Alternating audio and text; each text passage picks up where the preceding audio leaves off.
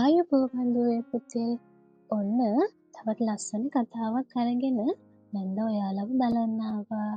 මේ කතාවේ නම තමයි තොප්පි වෙලෙන්දා සහ වඳුරු රංචුව. ඔන්න දවසක් තොප්පි ගොඩාක් කූඩයකට දාගෙන තොප්පි වෙලෙන්දේ තොප්පි වෙළඳාමේ යන්න ගියා. තොප්පි ලාබයි තොප්පි එන්න ගන්න මේ වගේ කෑ ගසමින් ගමෙන් ගමට යමින් තොප්පි විකුණන්නට පටන් ගත්තා. උදේ ඉඳන් ඇවිත් නිසා තොප්පි වෙලෙන්දට දැන් ටිකක් මහන්සියි. අවුවත් ගොඩාක් සැරයි. චුට්ටක් වෙලා විවේක ගන්න ඕනේ කියලා තොප්පි වෙලෙන්දට හිතුණා. ඒ අසල විශාල ගහක් තිබුණා. තොප්පි වෙලෙන්දා මේ ගහ ළඟ නැවතුණා. තොප්පි කූඩේ පැත්තකින් තියලා තොප්පි වෙලෙන්ද ගහ යට ටිකක් ඇලවුණා. දන්නේම නැතුව තොප්පි වෙලෙන්දට නිින්ද ගියා. මේ ගහ උඩ වඳුරු රංචුවක් හිටියා.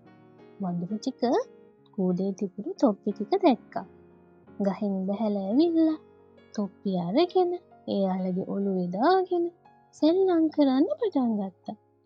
ඔන්න තොප්පි වෙලෙන්දට ඇහැරුණා. කූඩේ තොප්පි නැහැ කියලා තොප්පි වෙලෙන්ද දැනගත්තා.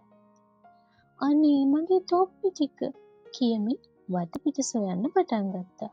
වඳුරන්ගේ ഘോഷාව ඇහිලා තොප්පි වෙලෙන්ද උඩ බැලුවා.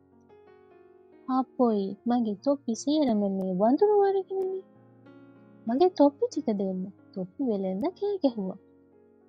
තොප්පි වෙලෙන්ද ඔළුව කසන්න පටන් ගත්තා. වඳුරු තොප්පි වෙලෙන්ද කරා වගේම ඔළුව කසන්න පටන් ගත්තා. තොප්පි වෙලෙන්ද කරන හැම දෙයක්ම මේ වඳුරු අනුකරණය කරන්න පටන් ගත්තා. තොප්පි වෙලෙන්ද ටිකක් කල්පනා කරා. තොප්පි වෙලෙන්දට හොඳ උපායක් මතක් වුණා. තොප්පි වෙලෙන්දා එයාගේ හිසේ දාගෙන හිටිය තොප්පි ගලවලා අරගෙන දිමුට විසි කරා. වඳුරුත් එයා ළඟ තිබුණු තොප්පි ටික දිමුට විසි කරන්න පටන් ගත්තා.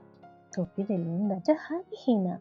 අනේ මේ මෝඩ වඳුරු ටික කියලා හිතුමින් දිම තිබුණු තොප්පි ටික ඔක්කොම එකතු කරගෙන කූඩයට දාගත්තා. තොප්පි වෙලෙන්දා ආයෙත් එයාගේ සුපුරුදු ගමන යන්න පටන් ගත්තා.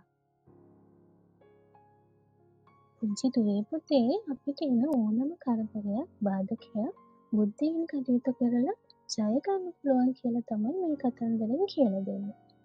ආයෙත් මේ වගේ ලස්සන කතාවක් අරගෙන මම ඔයාලව බලන්න එන්නම්. පුදුත්තන්ට කතා YouTube නාලිකාව subscribe කරන්න කියලා ඔයාලගෙන් ආදරෙන් ඉල්ලනවා.